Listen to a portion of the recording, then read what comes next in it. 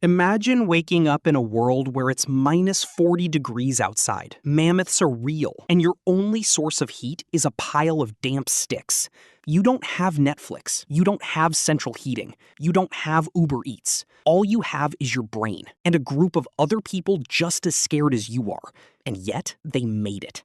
This is what humans actually did to survive the Ice Age, and some of it is absolutely insane. First, let's understand the context. The last major ice age occurred approximately 20,000 years ago. At that point, a third of the Earth's land surface was covered in glaciers. Winters in Europe and Asia could easily drop to minus 30 or minus 40 degrees Celsius. Sea levels were roughly 120 meters lower than they are today, creating land bridges between continents that no longer exist. That's how humans reached the Americas, for example. And in this nearly impossible world, Homo sapiens didn't just survive. They thrived, they expanded, and eventually they conquered the planet. How? The first and most important survival tool was clothing. That sounds obvious, but Ice Age clothing was far more sophisticated than most people realize. Archaeologists have found evidence of bone needles dating back as far as 50,000 years ago, meaning our ancestors were already sewing fitted leather garments using thread made from animal sinew. They didn't simply wrap themselves in animal hides.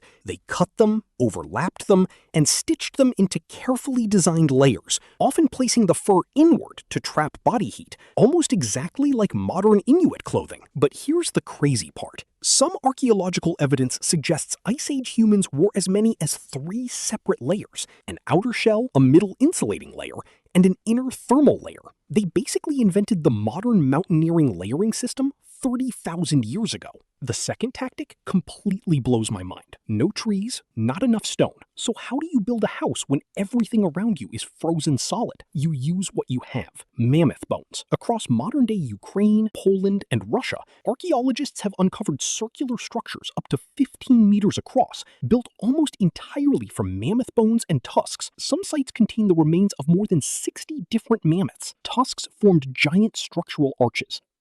Ribs became support beams. Skulls were buried into the ground as foundations. Then everything was covered with animal hides to provide insulation. 15,000 years ago, entire villages in what is now Ukraine were built from mammoth bones. That's not science fiction, it's archaeology. One of the biggest challenges during the Ice Age wasn't just staying warm, it was getting enough calories. In extreme cold, the human body can burn twice as many calories as it does under normal conditions. To stay alive, you have to eat a lot. Ice Age humans solved this problem in a brilliant and slightly disgusting way. They stored animal fat in permafrost, the permanently frozen ground, which worked like a natural freezer. Bone marrow from hunted animals was extracted, boiled down, and stored inside animal bladders or stomachs, where it could last for months. And that's not all. Archaeological evidence suggests they also made something similar to pemmican, a dense mixture of rendered fat, dried meat, and berries.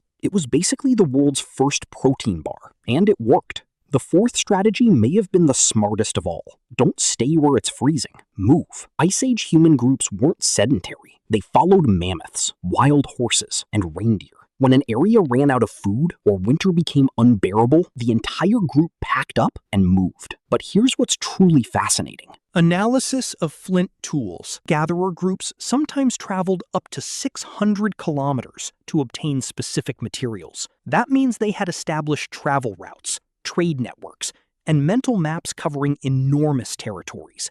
They weren't wandering aimlessly. They were strategic planners with carefully timed seasonal movements. Those famous Ice Age cave paintings, the ones you've seen in history books, weren't just decoration.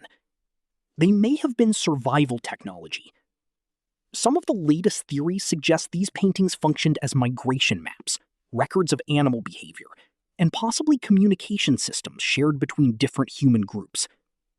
Caves like Lascaux in France, now for the most surprising one of all, and Altamira in Spain, contain incredibly realistic depictions of mammoths, bison, horses, and deer.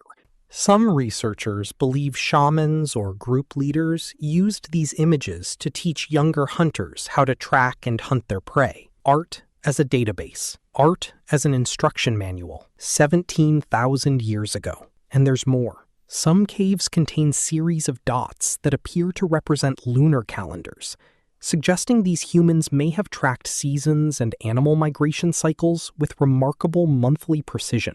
So the next time you complain about the cold, remember this: 20,000 years ago, a human with a brain the same size as yours, with the same fears, the same survival instincts, and the same intelligence, woke up in minus 40 degrees Celsius weather, built a house out of mammoth bones, stitched together 3-layer clothing, stored fat beneath frozen ground, and painted hunting maps inside caves.